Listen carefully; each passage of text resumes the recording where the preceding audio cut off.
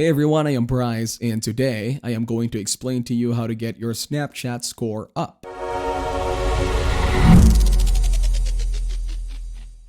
First, open your Snapchat application on your mobile device. Then go to your profile and check your score here. Now you need to take multiple snaps. Simply tap on the plus icon and select multi-snap. Take multiple snaps. Finally, send these multiple snaps to your friend. This means if your friend sends you multiple snaps, your Snapchat score will increase. Maintaining your streaks with your friends can significantly increase your Snapchat score. The longer the streak, the more your score increases. Moreover, posting stories regularly can also contribute to your Snapchat score. When you post a snap to your story, all your friends can view it, which adds to your engagement on the platform.